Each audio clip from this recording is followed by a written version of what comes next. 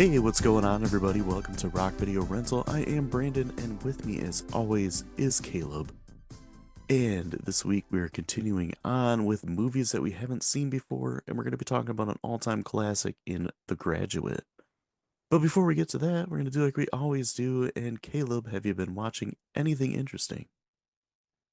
Not exactly in particular, but I do have stuff to kind of share about it. I really the only thing I had been watching for the longest time was episodes of Bob's Burgers before Rock? going to bed, and I finally caught up to the the most recent episodes, the live episodes or whatever. It's out right now. Yeah. So I caught up to that, which is kind of disappointing. That actually just happened last night, and now I don't know what to do. So I started kind of exploring. Do you know, is Family Guy making episodes anymore or are they done? I have no idea. If they're not making episodes, their last season was like super short, but I just like usually my go-to thing before crashing at night is like just some simple animated show, something that I don't have to pay too much attention to. Yeah. So I gotta kind of find what to do. I think there's a new season or two of Rick and Morty that I hadn't seen, so I might kind of hop Rock? over to that. I'm not sure, but yeah, I don't know. Bob's Burgers was a really good one. That just kind of fit that niche. Family Guy, Simpsons, Bob's Burgers, those kind of things. I know there are a couple other out there, um, but I don't know. Maybe I'll find something new and have something to talk about. We'll see. Could But watch King of the Hill. I thought There's like about 12 that. seasons of that. Yeah, I thought about that. I've never really given it a chance, so maybe I should because usually what would happen is I would catch like an episode or something and I don't really understand the context. Yeah. So it never really it I guess you would say I just never really give it a chance. So maybe if I start at the beginning I'll uh it'll resonate better. So we'll see if I Rock. got some new next week to talk about. Um, I can tell you what I watched, and maybe you weren't aware. The newest season of Cobra Kai is out, Oh yeah, no, I haven't. or the part of the season. How they break it into parts now. Yeah. Oh, there was some I forgot to talk about that we both watched. Do you know what I'm talking about? Are you talking about Mike Tyson and Jake Paul? Yeah, the fake fight. Oh, God, that sucked. We don't really need to talk about that, but we both wasted our night watching that. And speaking of Netflix, It's with Cobra Kai and that fight, and how the Netflix could not handle the live streaming, it kept buffering. oh my gosh, they're And what's so stupid. hilarious is that so there was a few fights in that card, and the women's fight was the best one. Mm-hmm. That was a really entertaining and like um The guy, suspenseful fight. Like they really pounded on each other and stuff. yeah, the guys fight right before the girls fight was decent. Yeah, that was pretty good too. It was Yeah, back and forth there for a bit. Yeah, but that women's fight, like, and I think that woman that won shouldn't have won. yeah. The other girl was landing way more punches. I don't, I like boxing, but I must admit, like, it's flawed, Oh yeah. grossly flawed. Yup. Yeah, and then Mike Tyson came out and threw like no punches. Yeah. Didn't You he could see him holding back too, like in the first couple rounds. And then once I got to like halfway through the third round, he was just like gassed. Yeah, didn't he have so he had a medical thing though not that long ago, right? Yeah. I'm wondering it makes me wonder two things. One, if that medical thing really restricted his physical status, like his workouts. Yeah. And so if he was not really able to rebound as well and get to his peak performance at his age, and or two, if because that medical issue and concern and everything, if he realized his vulnerability at his age and he decided to pull back and like they essentially staged it. Yeah, that's Um, what it felt like. So I'm really wondering if that medical thing had an impact or not. I talked to some of my friends and they're just like, "Oh no, probably not, blah blah blah." And I'm just like, "Well, I mean like I think it's kind of hard to say because who knows how it could have changed things. Like if that medical thing had not happened, would we potentially have gotten a real fight? It's possible. Yeah. So, anyways, I just wish it could have been prime Mike Tyson against yeah. this guy. Oh It my would have gosh. lasted like two punches. Oh yeah. It would have been a classic Mike Tyson first round knockout. Hmm. Because like I don't know, Jake Paul's not a great fighter. No, I don't believe he is. Yeah. Oh man. Well, I guess the other thing that I watched, I've been going back and watching Breaking Bad again, Rock. Did which you has watch been a the whole thing? oh yeah, I've seen the whole thing. Oh, I don't know if I I ever. think I've seen the whole thing all the way through twice, Okay. and it's been a few years, so I'm like I watched a YouTube video and like they were talking about something in Breaking Bad. It was like one of those deep dive ones into it where they it's like what was this character thinking kind of thing. And like it got my um mind thinking about stuff and I'm like, man, I haven't watched that show in forever. I'm gonna start watching it again. And now I've already been watching it for like this week and I'm already on season three. Nice. So yeah, it's such a good show. It might be like one of the best written shows ever. Yeah, I agree.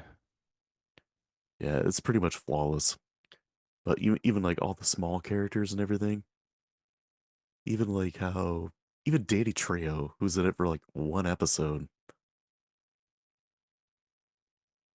like his character is a memorable character, Mm. and like the way he meets his end obviously is memorable. But yeah, but man, other than those, that's pretty much it. The fixed fight, the latest of Cobra Kai. There's going to be another set of Cobra Kai episodes coming out, so be interesting to see where that goes. And then Breaking Bad, but that's pretty much it for me. I also did get a chance to watch The Graduate, so let's talk about that. The Graduate, it is from 1967 and is directed by Mike Nichols. The plot is a disillusioned college graduate finds himself torn between his older lover and her daughter.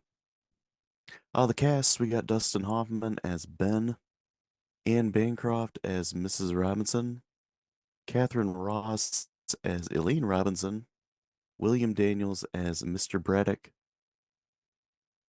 Murray Hamilton as Mr. Robinson, and Elizabeth Wilson as Mrs. Braddock. I I think I saw parts of this one time Okay. before. And I've noticed watching this that this is one of those movies I haven't seen most of, but I've seen it parodied plenty of times Hmm. because it is such a big like milestone movie in filmmaking Yeah. that it's been aped a few times. Um, I mean, before we get too far into it, like the stuff at the end was definitely ripped off in Wayne's World too. Oh yeah. And And obviously, I mean, that was the whole point of it. Uh, because I knew right from the get-go, once it started going in that direction, then I'm like, oh my God, it's Wayne's World too. what at what point, like when he stopped at the gas station or like Uh, as soon as he like got in his car and that Simon Garfunkel song started playing, oh Here's to okay. You, Mrs. Robinson, and I'm like, oh yeah. And then it's like he'll stop at a gas station, and then like he stopped at the gas station. Like his car runs out of gas, you know. Yeah. I believe it was even the same church. It looked like it may have been. So yeah, I had actually I mean, we talked about briefly after I watched it. I had seen the end of this movie before. Hmm. Um And honestly, it was just the last maybe 2 minutes because I don't even know if I watched. Maybe I did, and I just don't remember it. But what I vividly remember is them in the church together, fighting everybody off, them leaving the church and getting on the bus, and then the whole like them riding the bus until the movie ended. Yeah. And of course, like we'll get to that part and talk about it more because that's like a whole um big speculation on kind of how the movie ending can be interpreted. So, Hmm. Yeah, I think the parts I saw before were when he when Elaine first like shows up hmm, and he has to like take her out on a date and then a couple things with that. I remember my dad was watching it on TV one time okay. and like I fell asleep on the couch and I woke up and he was watching that and then I fell back asleep. So I remember seeing like maybe 5, 10 minutes of it. Boring. Go back to Yeah, pretty much. bed. Like zonk out because I missed most of the movie. But yeah, before we get like too super far into it, um, I guess we can start off with things that were pretty good in it. What do you want to? I know we've already stepped away from the cast real quick, but did you realize Yeah. that Richard Dreyfuss was in it? Yeah, like a short cameo. Yeah, well, yeah, I mean, I don't know exactly, obviously early enough in his career, but yeah, I saw he was on the Yeah, list not like a of, cameo, but like just like an extra, yeah, like a featured extra, I guess they little, would call it, because he did have a line. little blip. So Did you notice who Ben's dad was? I did not until I looked at this list and I was like, what the heck? No freaking way. Dude, yeah, I recognized the voice, and I'm like, God, that sounds really familiar. And then they finally saw like a good shot of his face. It's freaking Mr. Feeney. I know. I was like, what the heck, dude? And Feeney's that's a douchebag of a dad. yeah, pretty much. Uh,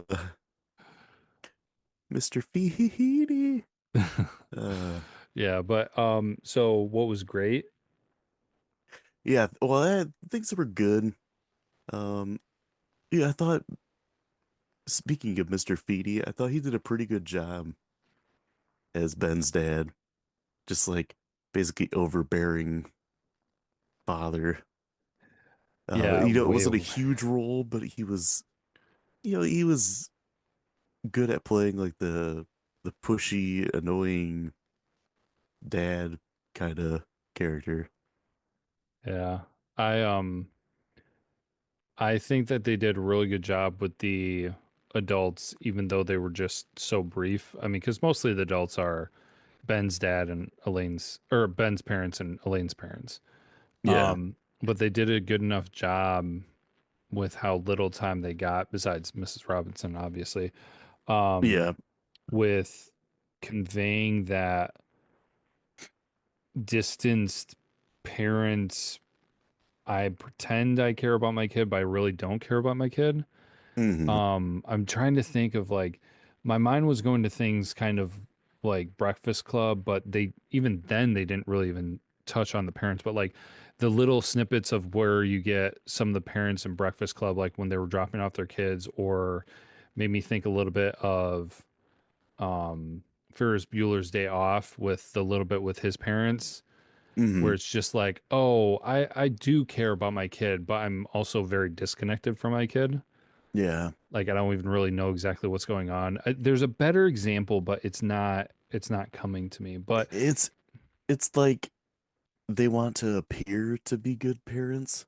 yeah, It's like a whole front. Like I want people to think that I'm a good parent, but and at the end of the day, I'm really more worried about how it appears, how it makes me appear, yeah, than the fact of what it's doing to my child. yeah. Basically, This is, and keeping up appearances. Yeah, it's kind of a weird thing because like, do you think that happens as much as it used to I don't now? think so. I don't think so either, which is really weird. I mean, okay, let me put it this way. I think, and this is going to be kind of a side tangent thing, but I think it's kind of a unique thing that I believe to have noticed because of the film industry. But back during this time, it's late 60s, but we're even talking about like 70s and 80s, probably even Hmm. after that for a little while. But there was no social media. So you had to make face, make your appearance in person. Yeah. And so people faked that a lot. Like, oh, I have my poop in a group. I have my act together. I'm well established. Like, respect me. Hmm. Now, I feel like since there is social media, you see more of that on social media. But in my personal case, the more people you know in person, you see the more of their real side. Like, Yeah. because you know them well enough and they trust you, and you get to see the real them where you have the real, more personal experience in person, but Hmm. online they might look like they have it perfect because the only thing they post is the good stuff. Yeah. So it is kind of Yeah. You see what interesting. they want you to see, Yeah. kind of thing. Yeah. And so it's kind of interesting to have that thought with this. I mean, every generation is going to have a different reaction to this movie. Hmm. Like, I can only imagine what Gen Z might think of this movie because they're even further disconnected from it than we are. Right. But yeah, it it makes me this movie I think highlights it more than most. But Dustin Hoffman, and we were talking about what things that were good and everything, and we were talking about acting. But Dustin Hoffman and his beginning performance of just showing the stress and anxiety of his situation Yeah. was just like, dude, I feel so bad for this kid. Right. Yeah. That's how I felt too. I bel Yeah, my first note I wrote down was like, man, the anxiety is really starting right off the bat with this one. Yeah. Well, Where another it's thing like, I all these had, people came here, like you graduated with this honor, and like everybody's here to see you, and then it's like a whole bunch of people that he doesn't even care to talk to. yeah, it's not like no friends or anything. It's all like old people. Yeah, it's his parents basically just showing off. Yeah. Yeah. Here's my And son that graduated with honors, and he's got this he got this award and everything. yeah. And the other thing I had down is that Dustin Hoffman always looks old. Right? Yeah, he's never been young. It's like He's Rodney supposed to, Dangerfield. He's always just been an old man. yeah, he's supposed to be 20 and he looks like he's 30. At least. Uh, another thing I had that was good was Anne Bancroft as Hmm. Mrs. Robinson. I thought she was pretty good for the role. She Yeah. fit that pretty well. Um, Now things that were great. I had the camera work and the transitions in this movie are incredible. Uh-huh. Um, the different angles and stuff they use. I mean, the most iconic shot from this movie is where Dustin Hoffman standing in the Robinson's house, and that shot comes from like under her leg, Mrs. Hmm. Robinson's leg, and that's when he gets this things where he says, "You're trying to seduce me." Yeah. That's like the most famous line from the movie as well. That's a really great shot. And then some of the transitions when he starts like his affair with Mrs. Robinson is really good. One real quick kind of bizarre thing that entered my mind when they started the affair. Hmm. Did you notice how flimsy and pathetic that door was to that room? No. Yeah, dude, it looked like it was made out of cardboard, and I was just like, dude, everyone's gonna know what you're doing. Yeah. Like, what the heck? Like, random thing I took note of. Yeah. It's like a cardboard door closed with duct tape or something. Yeah, well, One it's piece serious. of duct tape. It kind of looked like a door that would be on a closet. Like, you know how Oh, flimsy like closet doors are? yeah. Like the It like was just the like a frame, like a hollow frame. yeah, well the actually it's something right up your alley. Halloween, the The folding slatted doors. the slatted doors. That's what it looked like. Yeah. So, anyways, random tangent there. Uh, One thing I'll add to you talking about the cinematography, the filming, and everything. It all the different angles and everything. I mean, I feel like this is a little far off based, um, but is relatively recent. Uh, Sus Suspiria, what was yeah, it? Suspiria. Suspiria. I always forget if it's or oh. Um, I felt it was kind of similar with how creative they were getting with the camera angle shots. Now, Mhm. Suspiria went beyond that with all like the amazing color and everything they did with like painting the picture too. Yeah, But the different angles and everything and the creativity from that did pop into my head while I was watching this one. yeah, that's a good comparison. Um, Because that was around this time, wasn't it? 1977. Suspiria, yeah, Suspiria is from the 70s, so yeah, not too far off though. Oh, yeah. I would say the most impressive transitions, the ones that really like got my attention was when Ben was like in the pool and he goes like from he's like laying in the pool and then he gets out and like the camera just follows him and it seems like it's one tracking shot. Then all of a sudden he's just like laying in bed Hmm. with Mrs. Robinson like in his room. Like that was so smooth.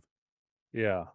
It seemed like one long tracking shot, but you know there's like a cut in there, and that happens like quite a few times in this movie, especially in that it's almost like a montage, basically. Yeah, and it was impressive for being in the 60s. Yeah, for sure. Um, man, I didn't really have too much for bad. I just said the way this movie, like people's moods switch on a like turn on a dime in this movie, can be kind of abrupt at times. I think that's kind of a little bit accurate into just like how people can be. So I don't know if I would put that as necessarily bad. I mean, It was um, more of a nitpick than anything. I was just like, man, these people like change their moods on a dime. yeah. Well, I would feel like a little bit of that goes into performance, which I think was great because like Mrs. Robinson was wholly manipulative Oh yeah. and like just poor Ben between being an anxious mess to being taken advantage of by Mrs. Robinson Hmm. and just um that whole mess and everything. So, yeah, I mean it really took you for a roller coaster ride. I mean, especially at the beginning when she was trying to do things at her house, but then also there was that one time that they kind of like had the fight at the hotel and everything, and she just like ran circles around him. Yeah. Yeah. I get Um, one thing I mhm, will say that I kind of feel like I guess I didn't have this down, but it did pop into my head on kind of bad. mhm. And so this is going to be a little bit kind of some people might think it's good, but to me, I think it's bad. And so maybe it's just when this movie came out, it was different and everything. But they turned Ben into the biggest creep. Right? Like I had that through my notes so many times where it's just like, dude, stop creeping. Stop creeping on the lane. Stop being a creep. Stop like because the dude goes from like the I don't really know and understand how this movie would have gotten so popular at the time because he is painted so bad Hmm. because he starts off with having an affair with Mrs. Robinson and then Yeah. he decides that he wants to instead date her daughter, Hmm. which I mean who in their right mind would expect that to work like It like reminds me, there's an episode of Seinfeld where Jerry is dating this woman and like things are going okay, and then he like meets her roommate and her Mm. he like ends up liking the roommate more and he really wants to go out with her. And then he's like talking to George. He's like, "How do I do the switch?" He's like, "It's impossible." And then George comes up with the idea where Jerry would suggest having a threesome. He's like, "The woman you're dating will be disgusted by you and dump you." He's like, "But her roommate will be intrigued that you came up with the idea." Oh my gosh. It's like, and then she'll want to go out with you. But then it blows up in his face because they're both like down for it. Oh my gosh. And then Jerry's like, "I can't go through with this." That's But funny. that's what it makes me think of. Yeah. But Well, yeah, well, yeah. dude, and then after like uh that whole thing like blows up, and then Mrs. Robinson like claims that, or she tells her daughter that Ben raped her, and Hmm. then she doesn't want anything to do with Ben. Ben like goes to Berkeley and like moves there. Well, first he tells his parents they're getting married. Yeah. He's like, "I'm marrying Elaine Robinson." They're all excited and She happy. doesn't know yet. We gotta call people, and like, he's like, "Well, she doesn't know yet."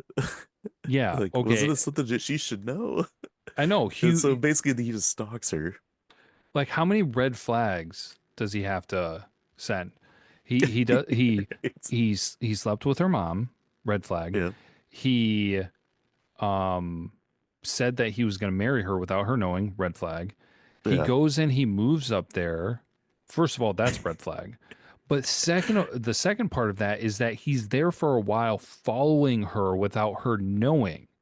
yeah. Another red flag. Then finally another red flag is that he finally presents himself to her Hmm. like, "Hey, I'm here."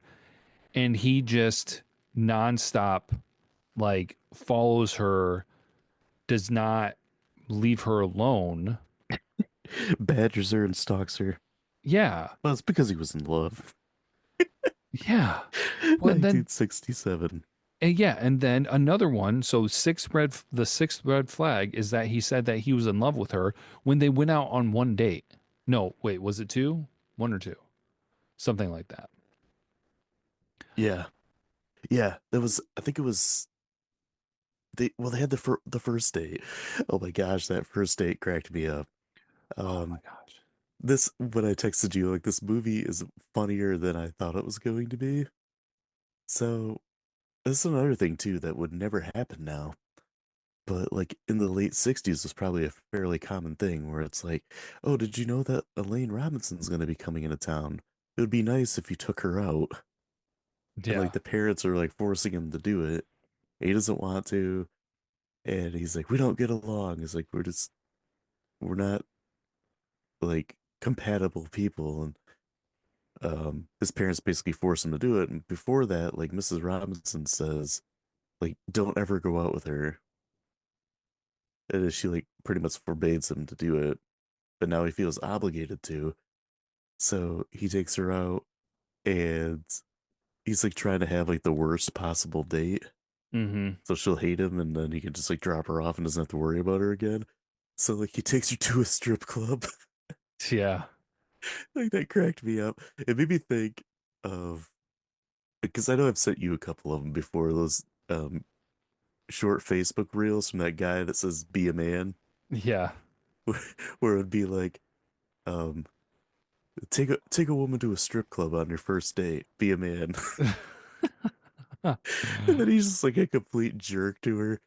And then she like she's upset, obviously. And then like he looks at her and it's just like kind of wakes him up, like, "What the heck am I doing?" kind of thing. Yeah. And then they end up having like a good time together and they're really compatible and they get along and like she understands the pressure that he's going through with his parents and all that kind of stuff, and how he doesn't really have um a goal, I guess, because he doesn't really know what he wants to do with his life now. Mm-hmm. And she can kind of relate to that. And then this is kind of what starts the whole tension and everything because uh, Mrs. Robinson says like, uh, "I Oh, told you that's not to right. go out with her," and She's like, I'm gonna tell her everything. If you try to see her again, I'm gonna tell her everything that happened between us. Well, yeah, he pulled up in the car and to pick her up for the second date. That's what it Yeah. was. And then instead of her getting in, Mrs. Robinson got in, and she Yeah. told him to pull up a block, and they Hmm. parked the car, and that's when she said that she was going to tell her everything. And then Dustin Hoffman, Ben, jumped out of the car and ran to talk to Elaine before Mrs. Robinson could. Yeah, he's basically like, I'm doing damage control here, and I'm gonna tell her before she can tell her. Which, in hindsight, like if Mrs. Robinson really was going with the story that she was raped, she would have said it in front of her daughter right then. Yeah. So the fact that she didn't tell her until later would totally not make sense. And I feel like um Elaine didn't treat this severity of an accused rape as much as she probably should have. You know Yeah. what I'm saying? Like her reaction to it, she's like, "Oh yeah, basically she told me that you raped her." Yeah. Well, she screamed like Yeah. out of frustration, but yeah. I mean, I kind of wonder and question like when she told her to, because if her mom had told her before she went back to college, I feel like she would have reacted more severely when Ben just showed up. Yeah. Like, oh my gosh, here's the guy who took me on a date and raped my mom. Yeah, like what is this sociopath doing here? Yeah, but she didn't Would have been the react that way. correct reaction, not like, "Oh, not this guy. Yeah. This nuisance." Oh yeah, by the way, he raped my mom. But uh And she got over that pretty quickly. yeah, that's what I'm talking about. Like the mood switching very abruptly. I do think, and this is where my mind goes to, and I feel like I'm connecting dots that might not even be there, but if I was trying to fill that void that was left there, that plot hole, it would be that Elaine knew the history of her mom's alcoholism Yeah. and knew already how she was, and that she was um like maybe this wasn't even the first affair that she had. Hmm. So that's me kind of like trying to be like, how could she so easily get over this? Would be Elaine recognizing that her mom already had problems and she had a pattern of doing things like this. Yeah. Just being a conniving and manipulative person. Yeah. But oh man. So I guess other scenes that really stood out. One scene that I really thought was kind of pointless was the whole scuba thing. Yes. Like, what the hell was that about? Where his parents are just like, "You're about to see the entertainment for the night," and then like they send Ben out dressed like friggin' Scuba Steve, and I'm like, "What the hell is this?" And like the camera work was great. They had like What? that POV shot with the goggles on, Yeah. Well, and then like he jumps into the pool, and I'm like, "What the hell is going on?" I think that that just kind of fed into the um disconnection and humiliation from uh her parents, or not her parents, Yeah, his parents, from his parents, yeah, on just like how they did not care. And Mr. and Mrs. Feeney. yeah. Yeah, that whole thing was very bizarre because it was right after that, like he has his first rendezvous with Mrs. Robinson, and that whole thing is awkward as heck Well, because actually, he's so like twitchy and and true. nervous. But that is a very good point that you bring it up, that was right before that, basically, because um that could have been used as the kind of like tipping point or catalyst to Yeah, get him to go through with it then. the final straw. Yeah. Uh, um, man, I can't believe we went this long and didn't mention the music. Yeah. All the Simon and Garfunkel songs, Mm-hmm. and like this really kind of made their career take off. Oh, Um, really? yeah. Well, Huh. it had Here's to You, Mrs. Robinson, and oh God, what is that song? What am I Here's to blanking on the you, name? Mrs. Fleckenstein. Here's to You, Mrs. Fleckenstein. Yeah, you've been pitching that for the last hour, Peter, and we keep telling you it's not a very attractive name. Hello, Darkness, my old friend. Yeah, Sound of Silence. Sound of Silence. There we go. Yeah, Wow, why that's parsley, like sage, rosemary, and thyme. Parsley, sage, rosemary, and Lowry seasoning salt. nice. Yeah, like those. It was really some of it just fit the scene so well. You know, at the beginning of it, Sound of Silence, where the credits are playing, Mm-hmm. like that was handled really well too. They kind of set it off with a kind of a that awkward, darker tone. It was a good like foreshadowing to what happens in the rest of the movie. Uh, so you mentioned the scene with Richard Dreyfuss. Yeah. So that was when he goes full on creeper and he goes to Berkeley and he rents a room. Did you? I don't. You might have not have picked up on it, but I recognized the guy instantly. The landlord that he rented from. Do you know who that was? No. You ever watch Three's Company? No, not really. Oh, I was gonna say it was Mr. Roper from Three's Company. Okay. But that's what he basically just this week wants to throw Ben out because uh because like Elaine screams and everything, and that's when Mr. Roper like opens the door and he's like, "What's going on in here?" It's like, "You're making too much noise. I heard a woman scream," and that's Richard Dreyfuss who's like, "Should I call the cops?" Which I didn't even notice him at first. It wasn't until I did the trivia and facts that I found that. But yeah, I definitely noticed Mr. Roper. But um oh, I had a lot of Family Guy callbacks watching this. So there's a scene where Ben is just like laying in the pool, and it's not too long after he starts like his affair with Mrs. Robinson. And the Robinsons come to his parents' house, and they're like, "Oh, Ben, the Robinsons are here." Mr. Robinson's like, "Hey, Ben." He's like, "What have you been up to?" And I was thinking, like, Ben's probably like, "Don't say doing your wife, don't say doing your wife, don't say doing your wife, doing Doing your your daughter? daughter." Uh, like that whole thing was really awkward. It just made me think of classic Family Guy. Oh yeah. Um, and then the whole ending thing. I guess we can kind of get into that because we pretty much covered everything else. The whole Wayne's World 2. Like I know obviously this came out like uh A little bit before Wayne's World. 25 years before Wayne's World, but this I'm always gonna think of that because I love the Wayne's World movies. Um it was about the time because Ben's got that Alfa Romeo convertible that he drives around. Hmm. It was about the time he jumped into that and he's like driving back and forth and like trying to find Elaine that I realized that that's where Wayne's World 2 got it from. And I Yeah. could kind of see what was going to happen next.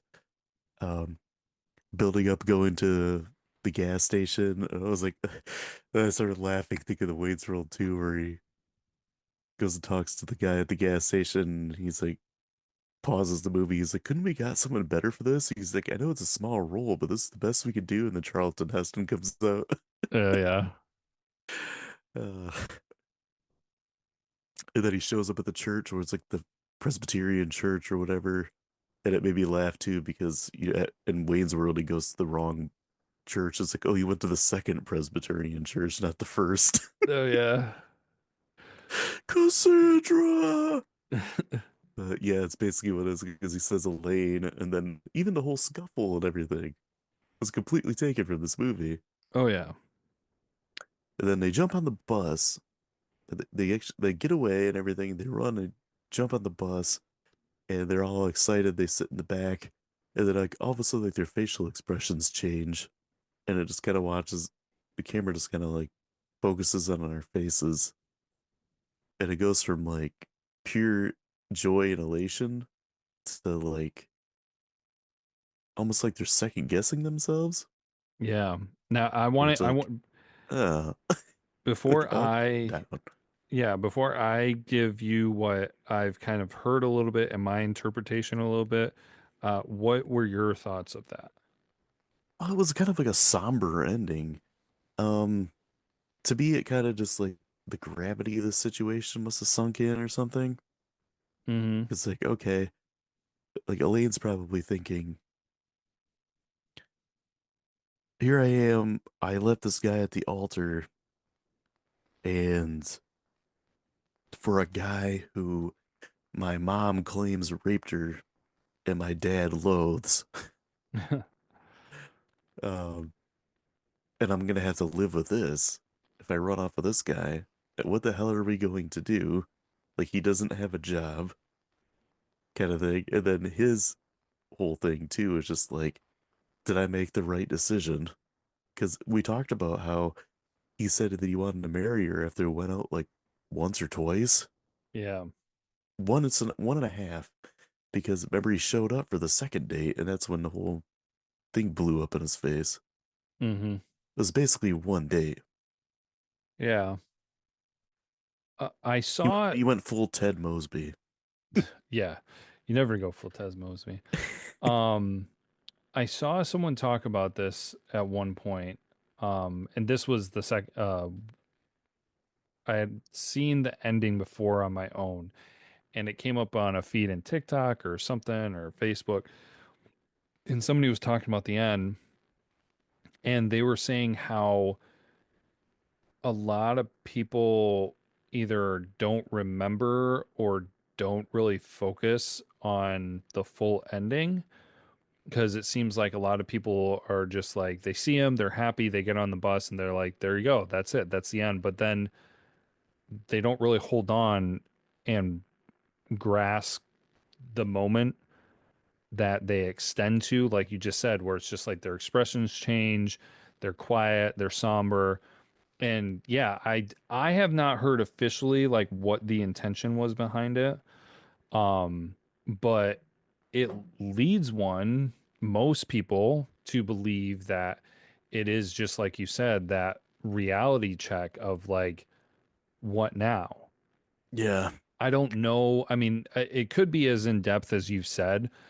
My personal reaction was part of what you said, where it's just like, we have nothing planned. We have no future. We have no jobs, no like nothing established. But on top of that is that quick reality and realization of we have both completely cut ourselves off from our families. Like there's no going back. There's no like, I mean, she could maybe leave him and go back to her parents, maybe, but he probably has no hope. I mean, their Yeah. parents were partners and everything in a business. So it's they are on their own. Yeah. So, Well, because he has that whole um confrontation with Mr. Robinson too, mhm. where it's basically like he's like, "Do you hate me?" He's like, "Do you have something against me, Ben?" Because basically like, "What the hell, bro?" Right. Think you're doing my wife, and then all of a sudden you want to marry my daughter. He's basically like, I forbid you from seeing Elaine. Yeah. Yeah. Which honestly was like, was who was the most sane person in this whole thing? Oh man. Was it maybe his mom, Ben's mom? I don't know. She's kind of wacky too. Yeah, but Was okay, it Elaine? ooh, I mean, she maybe. makes a questionable decision at the end to run away from that guy. Yeah. Oh, well, okay, here's another thing that I want to put in. And so and a quick thing before I jump over to that is another thing that I think about, and I could be wrong, but the ending makes me think about how they're both sitting there and they're like rather expressionless and everything. it makes me think about the beginning of the movie when they focus on Dustin Hoffman and he's sitting there and you come to learn through him talking to other people is like he feels lost and he doesn't know what to do and where to go. Mm, And that makes me think of how he looks at the end. Like, even though he has made this decision with Elaine, he still looks like he is lost and he doesn't know what to do. I don't know yeah. if that is what they were going for, but that was a huge reaction on my part. Yeah. Now, the other thing worth mentioning that totally crossed my mind is that even though Ben, Dustin Hoffman, was a creep and definitely not the best guy and everything, I must say that I do believe that it was one one of the very few positives of the reality of this film is that Elaine got taken out of that marriage because how messed up is it? And I know it was a lot more common back then, but how messed up is it to get married just because your parents basically like set you up and people think like you would make a good team? Right. Like It makes me think of essentially, the room. It makes me think of the room where the mom wants Lisa to marry Johnny he's just got to, because he's financially stable. yeah. Oh my gosh. Yeah. Uh, So but it just seems like while everybody's doing bizarre things, like she's forced into a bizarre situation and she gets out of it. Like really honestly, that is the only somewhat sane, stable thing that happens is that she gets out of a wedding that she really shouldn't have been in. Um, but then also it just made me stop and think about like why what were your reactions to the whole concept that Mrs. Robinson didn't want Ben to have anything to do with Elaine? yeah, that was weird too. I think what it was she realized that the more she got to know Ben, that his personality was going to mesh well with her daughter's, maybe. Yeah, possibly. That was Like my thought. Like, that I would don't make know. I couldn't quite sense. figure that out either. Well, my thought kind of in line with that, but my thought went to they spent time focusing on the story of because Ben asked of how like she got started with Mr. Robinson and that whole thing and they just had sex in the back of a car and she got pregnant and all that stuff Hmm. and she basically got locked into it and part of me wonders if the message that they were trying to drive home or maybe it was kind of like an ambiguous message is that Mrs. Robinson saw in Ben something that she had hoped for herself Hmm. in a guy and knew that that would draw Elaine. And on top of all of that, that if that were the case, that would mean that Elaine would be able to live the life that she never got to. Yeah. And I will tell you what, something that I have learned through my life is that it shocks me how many parents will say that I don't know if you've ever heard this, but I've heard adults say and parents say that that parents are a main goal for parents is for their kids to be able to live a better life than they did. Yeah. You've heard that? Yeah. I have heard that so many times and I feel like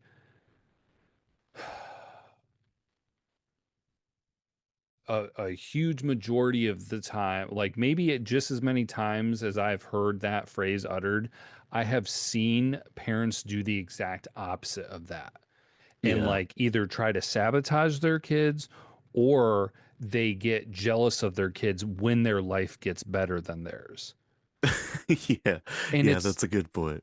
and it's like how the heck does that make sense? Like not to get too real of a moment here and everything, and I'm not saying like this is the case with me. I see it with people around me and everything, and I'm just like, it pisses me off. Like you can't pretend and be like, I want the best for my child, and I want their life to be better than the one I had. But then as soon as that becomes a reality or potentially could become a reality, like you turn into a monster or like try to sabotage them. And that's the feeling I got from Mrs. Robinson. Yeah, that's a good So point. yeah. I'm not sure if that's what they intended, but if they didn't, they did a pretty good job. And, the message from this movie, maybe that's not the entire, like a huge major point in it, but there are different messages that you can still get from this movie from what, 40, 50, what, how many years later? What are we at? A Something lot. like that. A lot. 60, almost 60 years? Yeah. Yeah, yeah, that's crazy. So, Yeah, that's a good point. Yeah, because Mrs. Robinson is definitely a narcissist. oh, yeah. Anything else? You want me to get the trivia and facts? No, I'm all good. I got a little long-winded there, but yeah, let's No, keep no, you moving. made a good point. Um, so when Dustin Hoffman showed up at producer Joseph E. Levin's office for a casting interview, um, the producer mistook him for the window cleaner. So Dustin Hoffman in character cleaned a window. So Robert Redford actually screen tested with Candice Bergen for the part of Benjamin Braddock, but he was finally rejected by director Mike Nichols. Nichols did not believe Redford could um, persuasively project the underdog qualities necessary to the role. When he told this to Redford, Redford asked Nichols what he meant, and Nichols said, "Well, let's put it this way. Have you ever struck out with a girl?" And Redford says, "What do you mean?" And he's like, "That's my point precisely." Yeah. Redford told Nichols that he perfectly understood the character of Benjamin, who was a social misfit. He went on and on about his ability to play the part. Nichols finally said to him, Bob, look in the mirror. Can you honestly imagine a guy like you having difficulty seducing a woman? The link between Nichols and Redford uh, began when Nichols directed this first Broadway play, Barefoot in the Park, starring then a little known Robert Redford. That's funny. So basically, you're too charismatic and handsome for the role. Yeah. Well, when you started talking about it, that's where my mind went right away, where I'm just like, no, he's too good looking. Yeah. So Dustin Hoffman was told before his screen test that all of the other actors who had screen tested had agreed to a six-picture contract. Hoffman refused, telling his agent that he would rather do it for free and not be obligated to appear in movies that he didn't like. He ended up getting paid $17,000 without further contracted films. Hmm. Real quick, Hmm? uh, you know that Hoffman and Redford were in a movie together then later, though. Did you know that? What movie? It was about 10 years later, All the President's Men. Oh yeah, I haven't seen it, but I swore that they were in a movie, and so I looked it up real quick. So, yeah. I think I've seen parts of that one. yeah. So Elizabeth Wilson, who played Mrs. Braddock, stated in a 2012 interview with Connecticut Magazine that Anne Bancroft had a quote drinking problem, which accounts for the latter's prematurely aged appearance in this movie. Bancroft was only 35 at the time of filming her role as Mrs. Robinson. Okay. Yeah, and she was the mother of a 27-year-old Catherine Ross, and she was Hey, actually closer to Ross's age than she was to Wilson's age, the woman who played Mrs. Braddock. weird. So Mrs. Robinson was 35 years old, the woman who played her. What? Yeah, I couldn't believe that either because I was like, well, Anne Bancroft's an attractive woman, but like I thought she was like 50. No way. That's Yeah, and she crazy. Anne Bancroft was 35 when so I'm older than she was when she made this movie. Wow. Yeah. So next thing that really blew my mind when I read that the other day. Yeah. Uh so when Elaine tracks down Ben in his gloomy room and he causes her to scream, several other tenants is what we talked about with Richard Dreyfuss. He's the one that says, "Shall I call the cops? I'll get the cops." And this is one of his earliest film roles. So Anne Bancroft loved Mike Nichols' description of Mrs. Robinson as someone who was angry with herself for giving up on who she really was in exchange for wealth and security. This was the aspect of the book that really captured his interest. When they shot the scene where Mrs. Robinson and Ben discuss art in a hotel room, Bancroft had forgotten Nichols' initial revelation about the character, but she managed to capture that anger and regret on subsequent takes. Nichols thought this was very important because she really wanted to drive home the point about the character having bargained her way or her life away. Hmm. That seems to be the great American danger we're all in, that we bargain away the experience of being alive for the experience of it, or for the appearance of it, sorry. So this is kind of funny. In his review, Roger Ebert called the songs by Simon and Garfunkel unmemorable, which he would go on later to joke about how he said that. Now those songs are like super famous. Uh, Within a year of the movie's release, plastic manufacturing companies became enormously successful. Many people attributed this to Walter Brooks's character quote about plastics, because that's his uncle that takes him aside to party. He's like, "What are you planning on doing in the future?" And he's like, "Well, I'm not really certain right now." And he's like, "I got two words for you. I got one word for you: plastics." Yeah. Uh, so in 2007, the American Film Institute ranked this movie as the number 17 greatest movie of all time. Hmm. And the last thing I got is this movie cost $3 million and it made 105 million in the box office.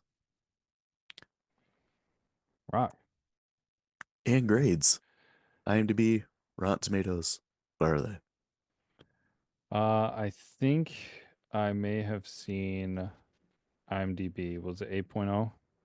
It is an 8.0. Okay. Um, Rotten Tomato critic 89. 87. Rotten Tomato audience 92. 90. Ooh. Rock. Do you want to go first? You want me to go first? I can go first. I think you may have gone first last time, but Rock. yeah, so this is very unique. Because I don't know, what would you classify this as? Just a drama or like Yeah, what's it say on IMDb? I saw online that they consider it a romantic comedy, but I don't think it's a romantic comedy at all. No. I would say it's a drama. Yeah. Oh, I see that too. Coming of age, romantic comedy. Yeah, weird. I could see Yeah. coming of age too. So yeah, it's mostly a drama movie. I mean, drama is very broad, super Yeah. broad. And so to say that there's a lot of other movies that you could really kind of compare this to in the drama genre is difficult. But what this was aiming for, and I will fully acknowledge that I can't say I know exactly what it was going for because the ending is a little ambiguous. Yeah. But for what I took away from it, between the concept of the parents trying to control their kids, the lost, um, the feeling of being lost and not knowing what direction to go in, and kind of grasping at whatever little happiness and hope that you can find, whether it's in something or in someone, and just those things and those different elements, it really came together so well. I still stand behind that it must be something about this time period or Hmm. generation that Ben did not come off as a complete total creep, because he should have, like, Oh yeah. completely. Like, I don't know, like, I would I would have loved to have been around when this movie came out, so that after it had been in the theaters for a couple weeks, to talk to college age girls and be like, "Hey, what did you think of that movie?"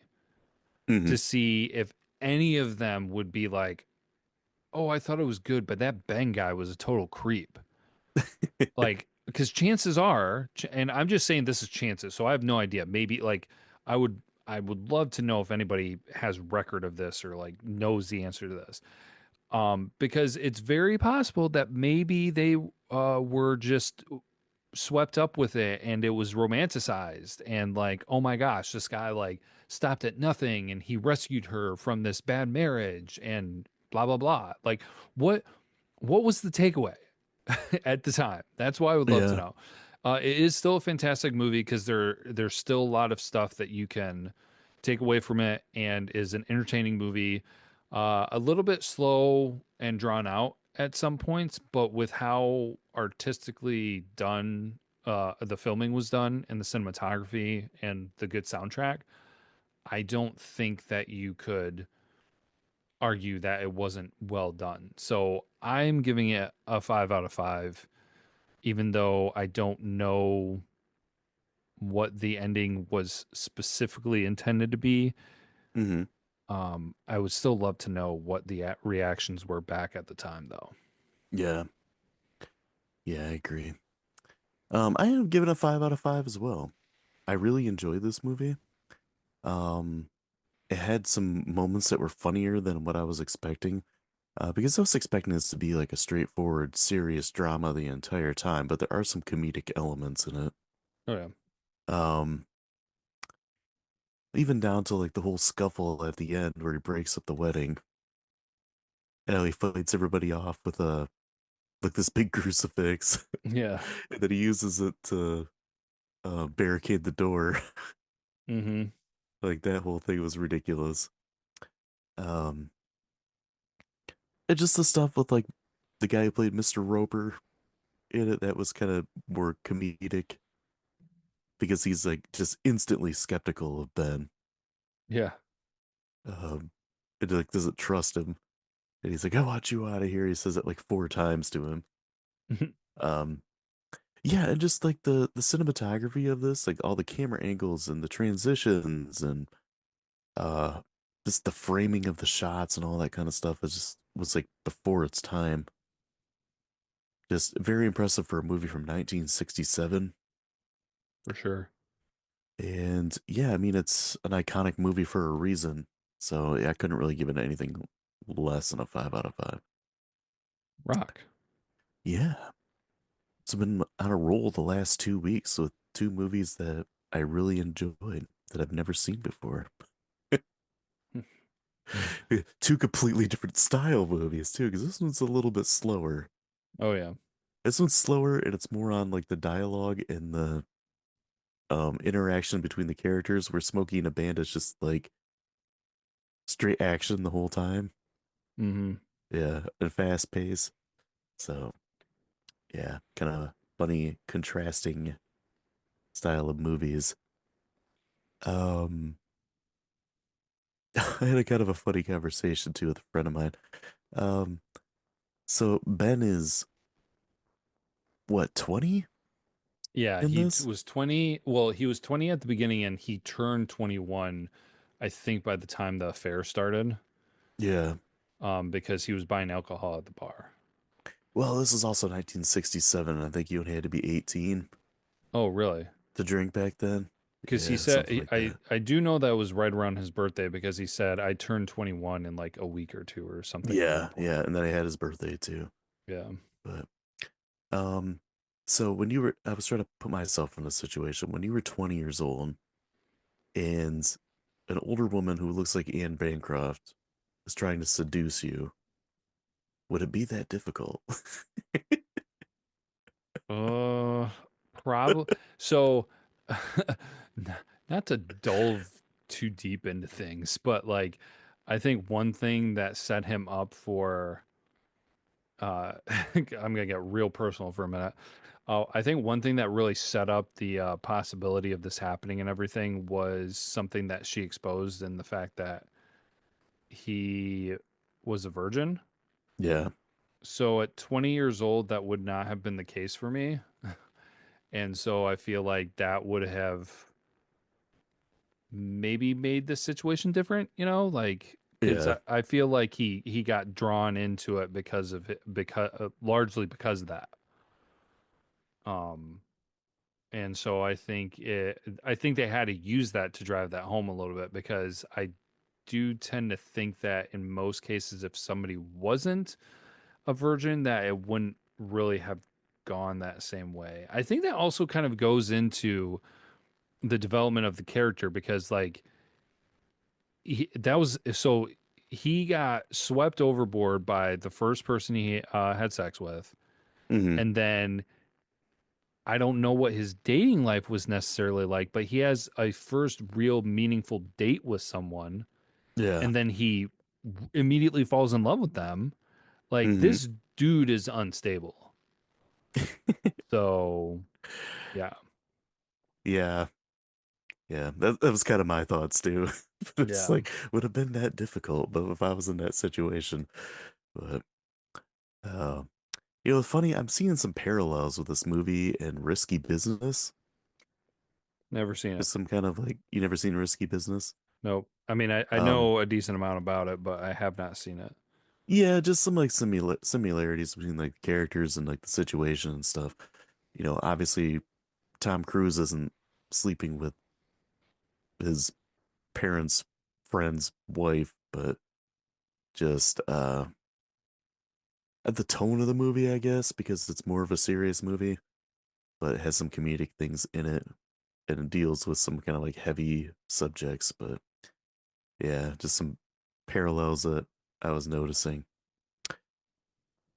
But yeah, I'm hoping that this continues on with next week's movie with a streak of movies that I enjoy that I've never seen before. Right. Even Old Boy, like I enjoyed Old Boy too, but like that one was more of a tougher watch because you have to read the subtitles and everything. You had to work for it. Yeah, pretty much. But and I mean, just being a foreign movie too, like sometimes they're a little bit harder to get into just because you know the the the messages are different and everything and how things are approached are different.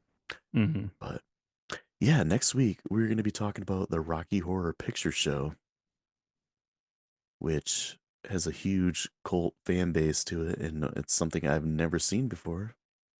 And it's one of the few movies that my wife has seen before, but I've never seen. So it'll be interesting. Also, I'm not a huge fan of musicals, Yeah, I forgot about so that. that'll be interesting. I mean, at least it can't be as bad as Joker 2, right? Which should have never been a musical Yeah. and was outgrossed by Terrifier 3. Mm. But yeah, come by next time. We're going to be talking about Rocky Horror Picture Show. And until then, as always, be kind and rewind.